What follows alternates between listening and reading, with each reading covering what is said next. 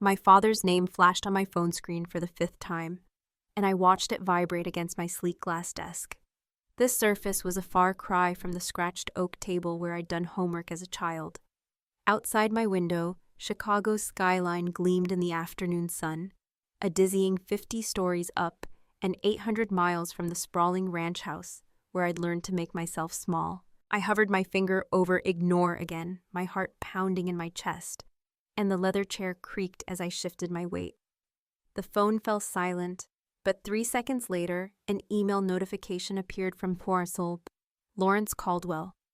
Subject, your sister needs you. Last chance.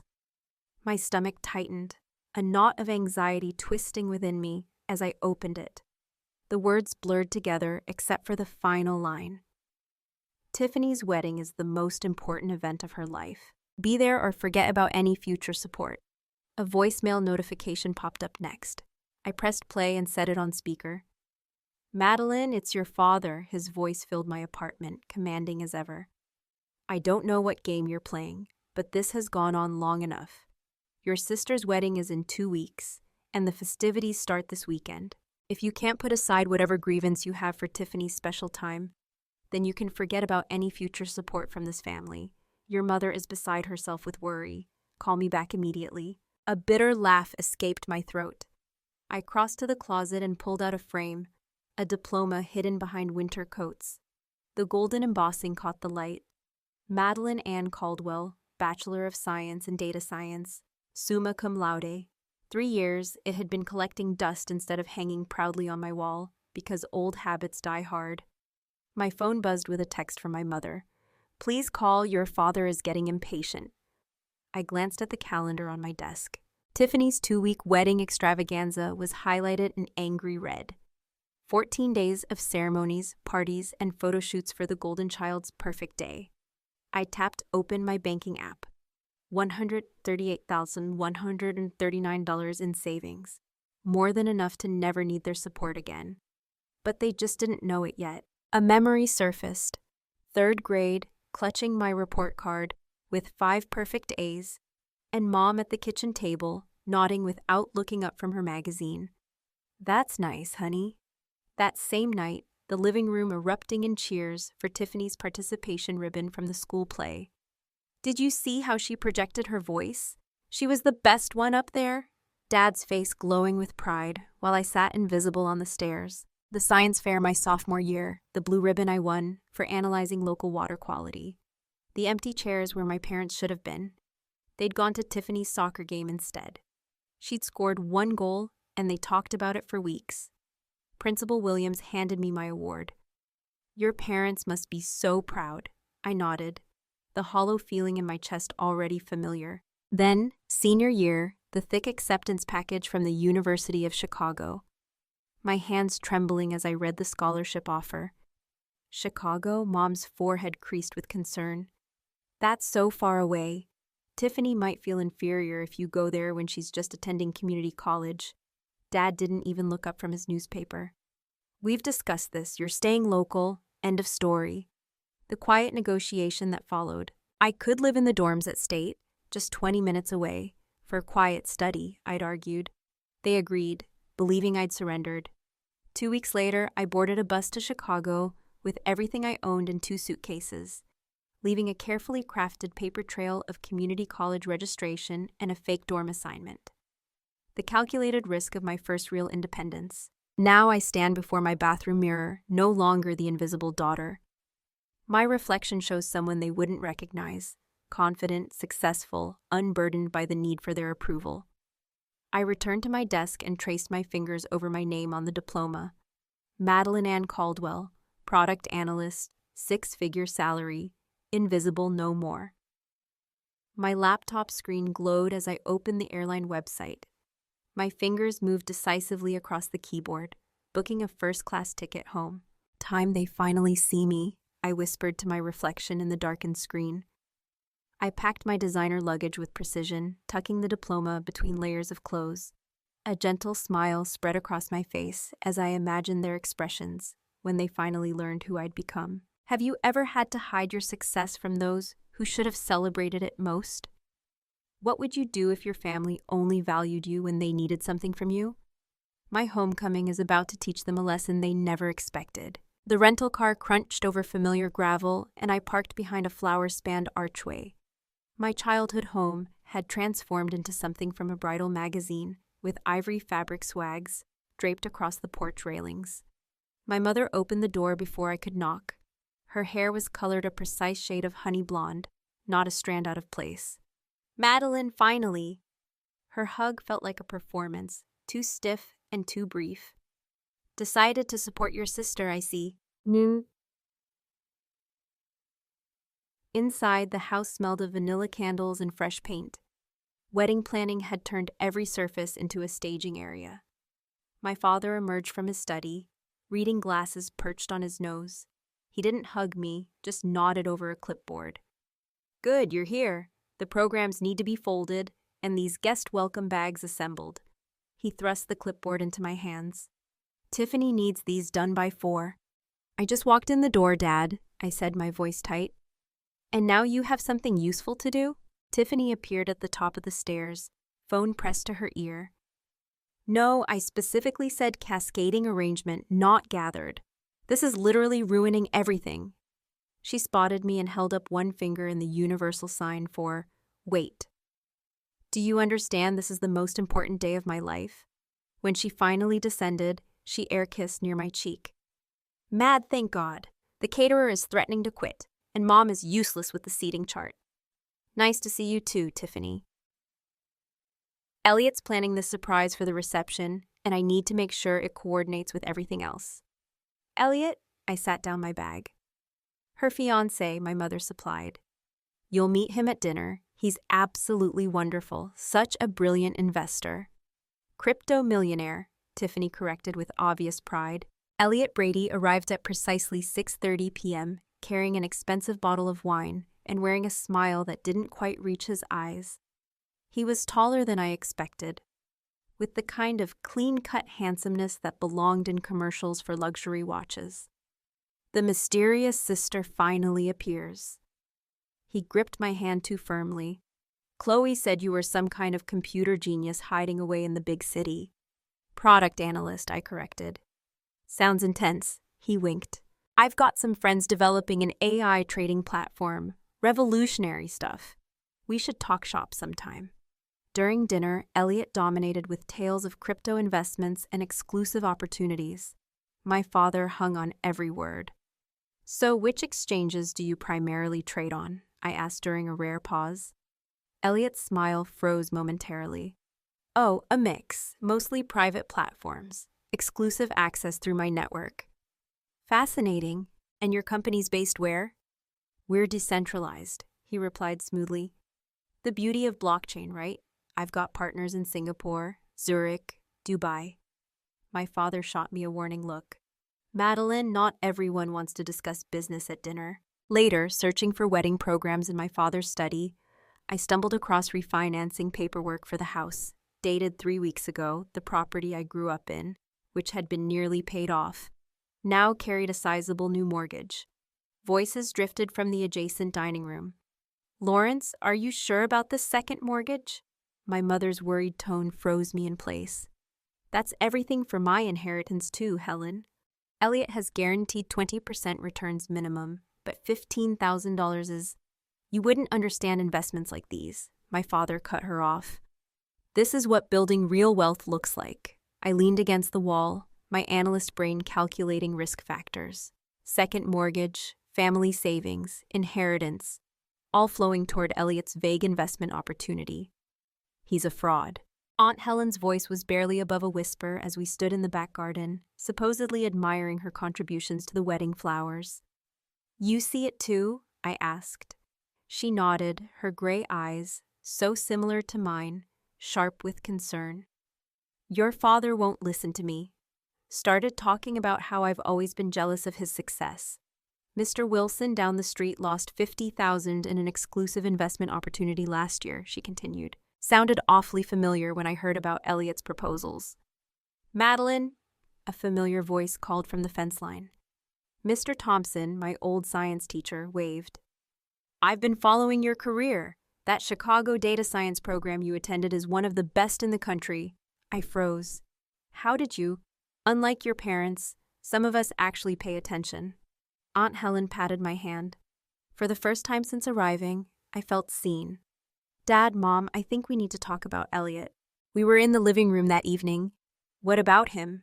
My father didn't look up from his newspaper. I've noticed some inconsistencies in his business claims. The way he describes his investments doesn't align with how crypto markets actually function. My mother sighed dramatically. Honestly, Madeline, you've always been jealous of your sister's happiness. This isn't about jealousy. His investment claims don't make mathematical sense. Well, my father finally looked at me, his expression hardening. You don't understand business at this level, Madeline. Not everything fits into your little spreadsheets. The front door opened, and Tiffany entered with Elliot. She immediately sensed the tension. What's going on? Your sister has concerns about Elliot's business. Tiffany's face crumpled. Are you serious? You show up after 3 years and immediately try to ruin the only good thing in my life? Elliot placed a protective arm around her. It's okay, babe. Some people just don't understand innovation. I looked at their faces, defensive, dismissive, deluded, and realized I'd miscalculated. They didn't want the truth. They wanted the comfortable fiction that made Tiffany special and Elliot a prince. The invisible daughter sees everything, but no one wants to look. When you see loved ones heading for disaster, how far should you go to protect them from themselves? Would you risk further rejection to save a family who never appreciated you? I tucked myself into the corner booth at Rosie's coffee shop, the same spot where I studied calculus during high school. The vinyl seats squeaked beneath me, familiar yet foreign. Now my laptop screen glowed with open tabs, business registries, investment forums, social media profiles. 3 previous identities stared back at me. Ethan Lewis, Edward Lambert, Elliot Lawson, now Elliot Lawrence. My finger traced the pattern on the screen. Same man, different names, same charming smile, different victims. I sipped my black coffee, its bitterness matching the taste in my mouth as I connected unmistakable dots. Need a refill, hun? Margie, the same waitress from my teenage years, appeared at my elbow. Her eyes widened as she studied my screen. My cousin lost everything to a man who looked just like that, called himself Edward something. My stomach tightened. Lambert, that's it. She set the coffee pot down. Investment scheme. Left town right before the wedding, broke her heart and emptied her savings. I pulled up another browser window. Margie, would she talk to me? A woman in her 50s sat across from me 2 hours later, hands trembling around her mug. I thought I was special, Karen whispered. He made me feel chosen. My sister thinks the same thing. Karen slid a folder across the table. Pictures, bank statements, police reports that went nowhere. Her jaw tightened. He disappeared 3 days before our wedding, along with $60,000 and my mother's heirloom ring. The photographs confirmed what I already knew. The account statements showed transfers to untraceable offshore accounts. The police reports detailed 3 other victims with similar stories in 3 different states. I thanked Karen and packed up my evidence.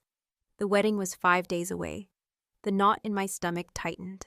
Where have you been? Mother's voice cut through the hallway as I stepped inside. The flower arrangements need checking, and Tiffany's having a meltdown about the place cards. I glanced at my watch, barely past noon. I was researching something important. More important than your sister's wedding? She thrust the checklist into my hands. Your father noticed your attitude problem. He says you've barely helped at all. A familiar weight settled on my shoulders. The invisible daughter, now visible only for criticism. I found Tiffany in the dining room, surrounded by sample table settings and crumpled tissues. The calligrapher messed up the font. She glared at me through mascara-smudged eyes. Where were you? I've been texting for hours. I checked my phone. 3 texts, the first sent 40 minutes ago. You've always done this, Tiffany sniffled dramatically, disappearing when you're needed, then showing up to overshadow me.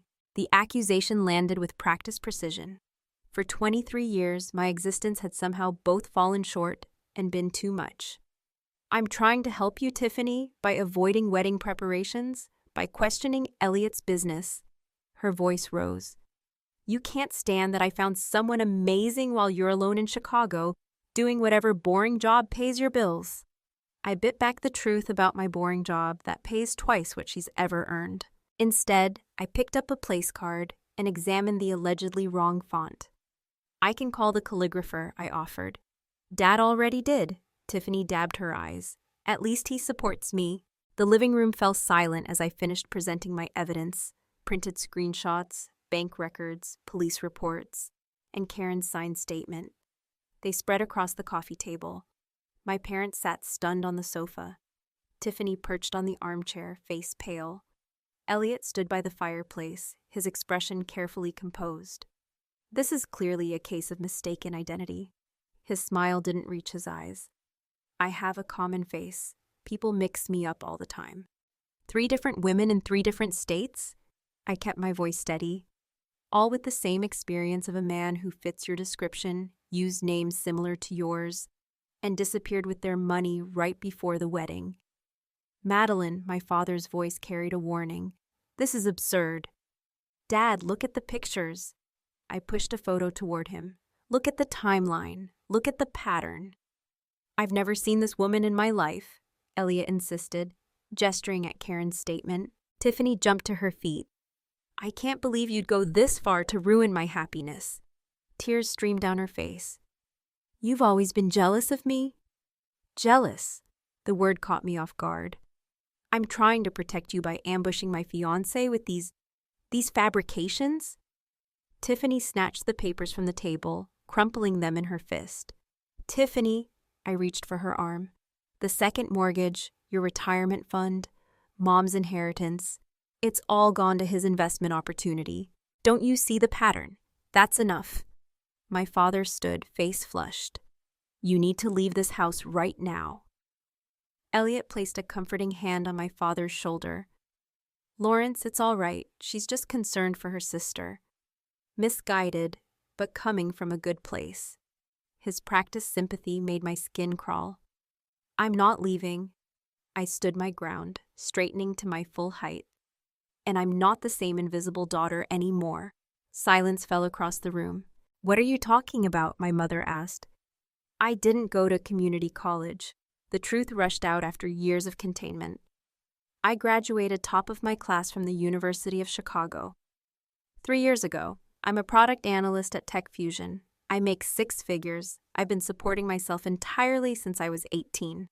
Their stunned faces would be satisfying under different circumstances. That is impossible, my father stammered. Is it? I pulled out my company ID badge. Check my LinkedIn profile. Call my office. I've been someone else entirely while you were too busy with your golden child to notice. Tiffany sank back into her chair, her expression flickering between shock and disbelief. And now I'm giving you one chance. Your last chance to see the truth before it's too late. I gathered the scattered evidence, carefully reassembling the chaos. This man is not who he claims to be.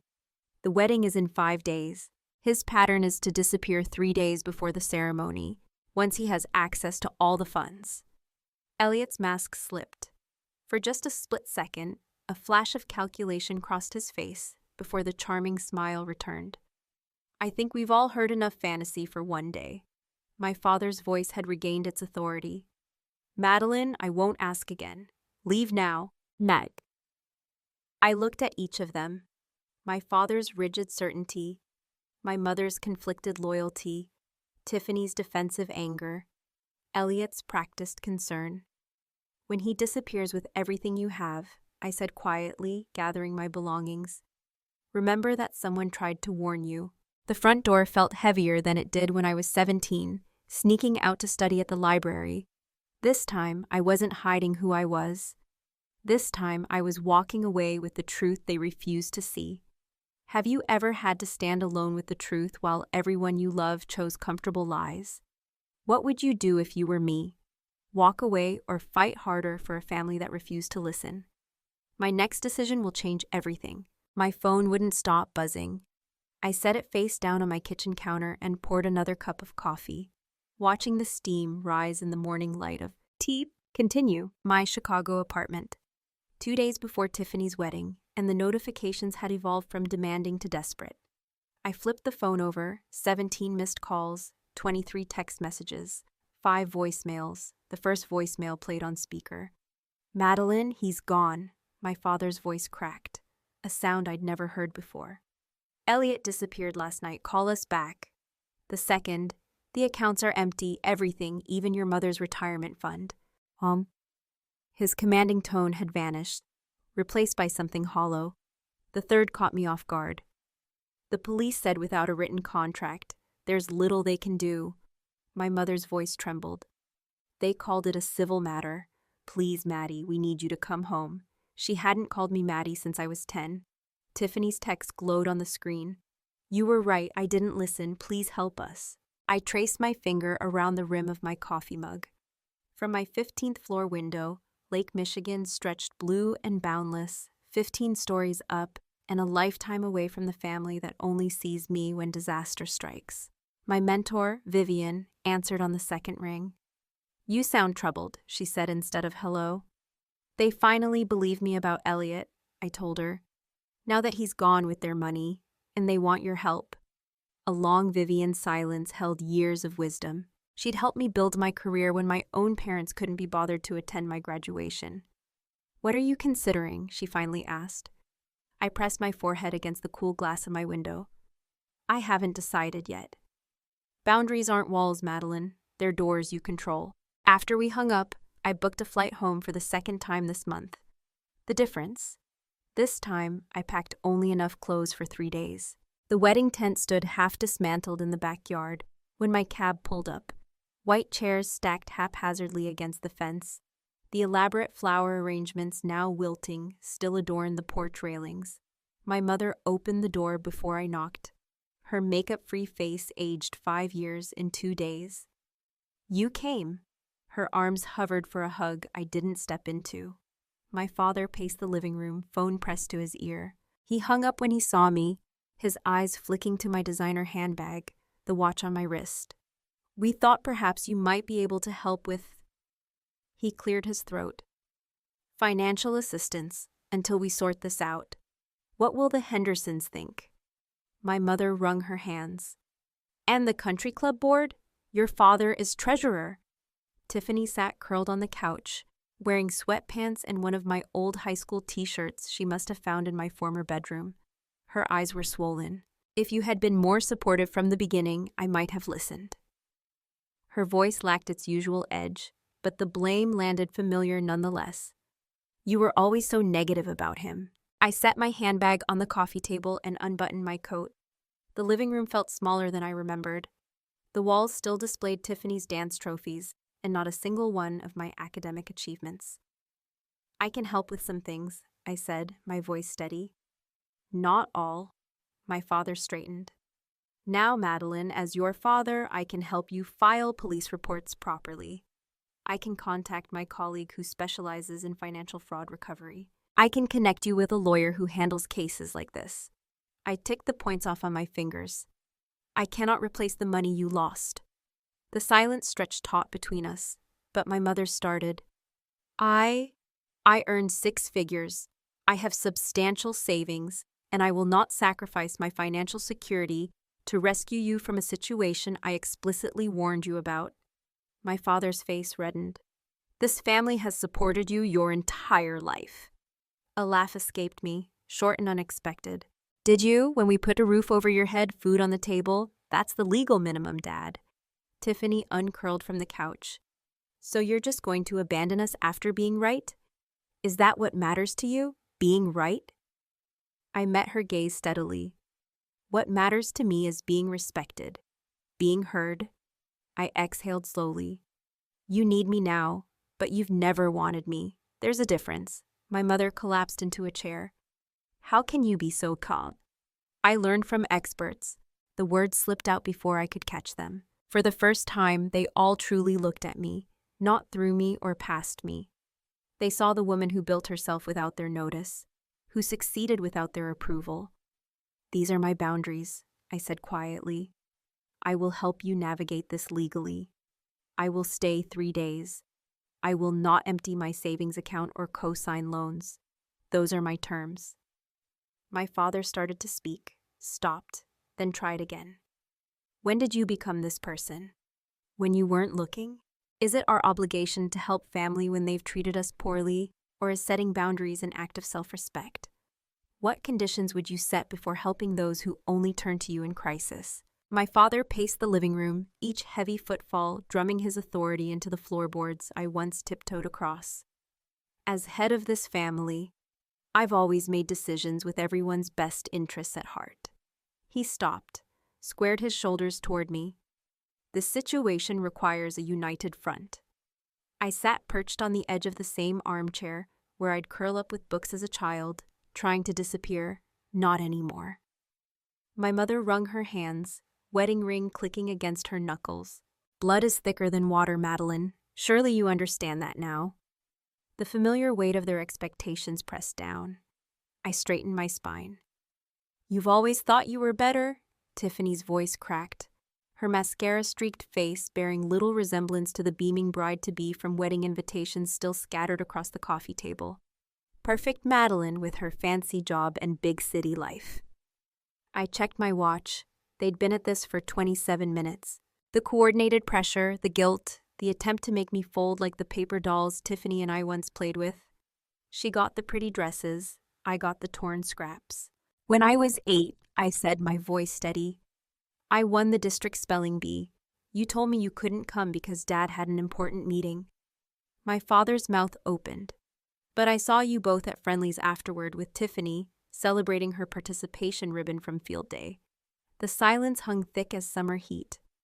10th grade, my science project on agricultural runoff won state recognition. The ceremony was the same night as Tiffany's choir concert, where she sang in the back row. You chose the concert. My mother's gaze dropped to her lap. My high school graduation?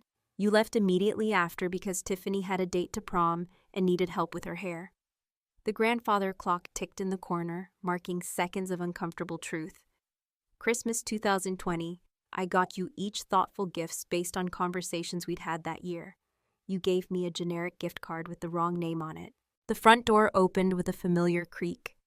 Aunt Helen stood framed in the doorway, clutching her purse like a shield. I saw it all, her voice wavered but held firm. Every recital you missed, every achievement you downplayed. I watched this child wilt while you fawned over her sister. Father's face flushed crimson. This is family business, Helen. I am family, my aunt said. Someone in this room needs to acknowledge what happened in this house. I rose from the chair, my full height suddenly apparent in this room where I'd spent so many years trying to shrink myself. I'll help with the house. My voice filled the space I never claimed before. I'll cover the second mortgage. I'll arrange for the credit card debt to be consolidated. Their faces flashed with relief, quickly hidden. But I won't help with your reputation.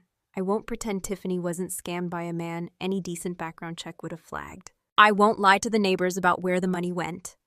I met each of their eyes in turn.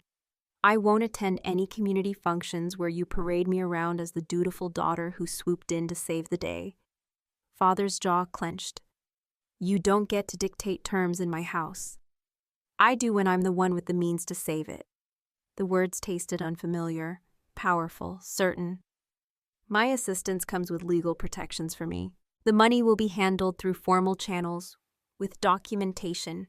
You won't have direct access to any funds. Think of it as a business transaction, not a family bailout.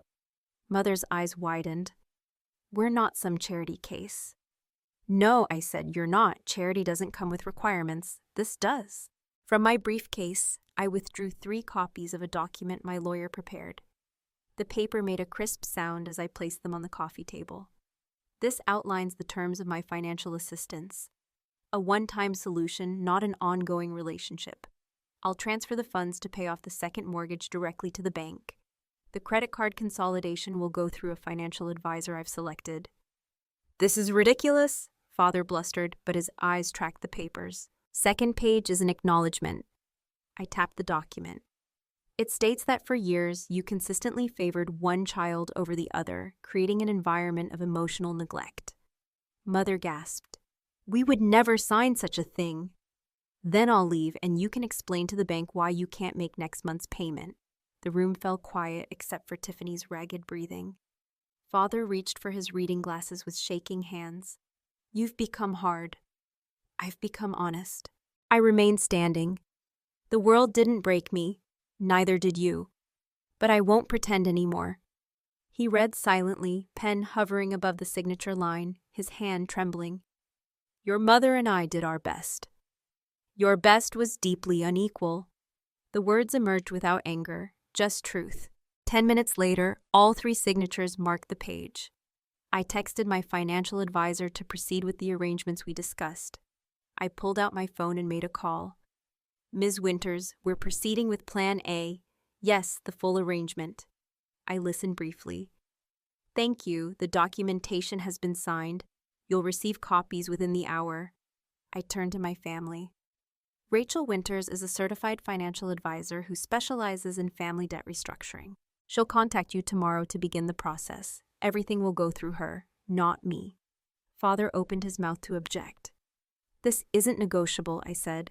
She'll ensure the mortgage gets paid and creditors are handled properly. The money never touches your accounts directly. I gathered my things without rush or ceremony. No tearful embraces, no promises to call soon. I hope you find peace with your choices. I straightened my jacket, checked that I had everything.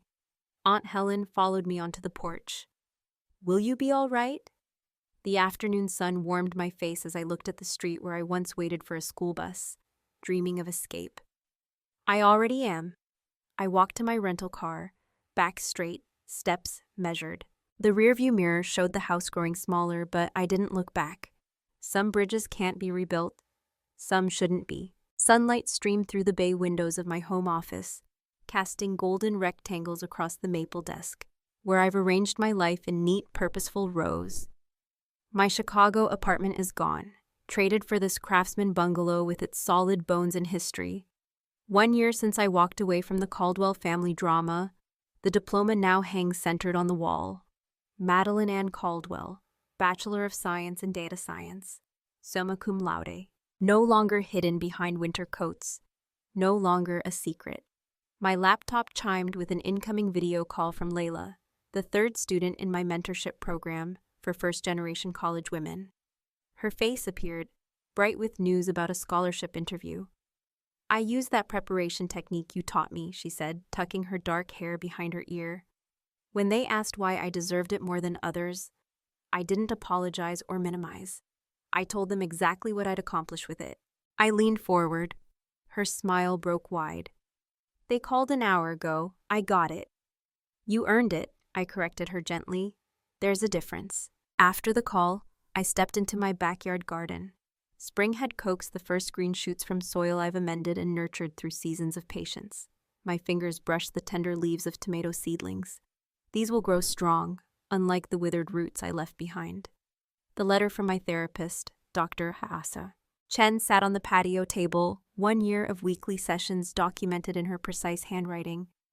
Patient demonstrates significant progress in establishing healthy boundaries and recognizing her inherent value separate from family validation.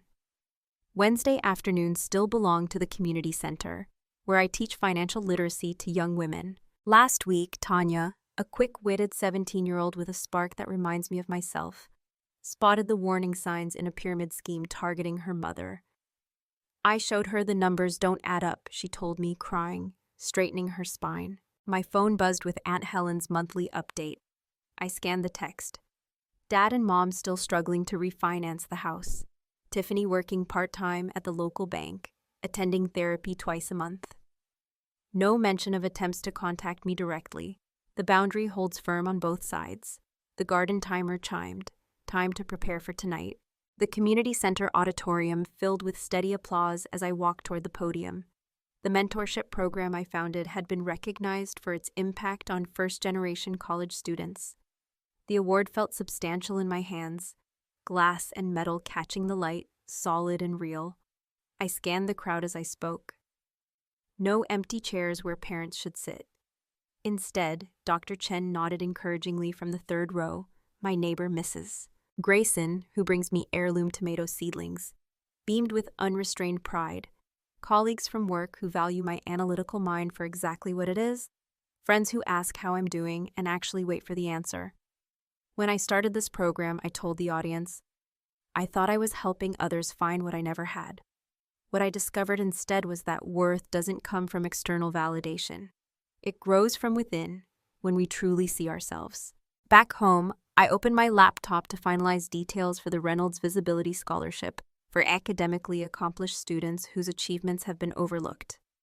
The essay question reads, describe a time your contributions went unrecognized and how you maintained your sense of value. A notification popped up from Sasha, my first mentee. You saw me when no one else did. That changed everything. As twilight softened the edges of the day, I watered my garden with methodical care. The tomato plants stood alongside peppers, zucchini, and herb seedlings, each one chosen, planted, and tended by hands that know their own strength. The rustle of leaves in the evening breeze sounded like whispered approval. I touched the stem of a rose bush I pruned severely last fall. It's sprouting new growth, stronger than before. Some things grow stronger when cut back, I whispered, a smile tugging at my lips as I surveyed the life I've built, thriving, rooted, and finally completely visible. Valuable lesson for the audience. This story highlights the importance of recognizing your own worth, regardless of external validation, especially from family. It demonstrates that setting healthy boundaries, even when difficult, can lead to self-respect and a more fulfilling life. Sometimes choosing your own well-being requires stepping away from toxic dynamics and creating space for those who truly see and appreciate you. Your value is inherent and doesn't depend on the approval or recognition of others. Call for comments and channel subscriptions. What are your thoughts on Madeline's actions? Have you ever had to set difficult boundaries with family? Share your experiences in the comments below. If you enjoyed this story, please like this video and subscribe to our channel for more compelling narratives.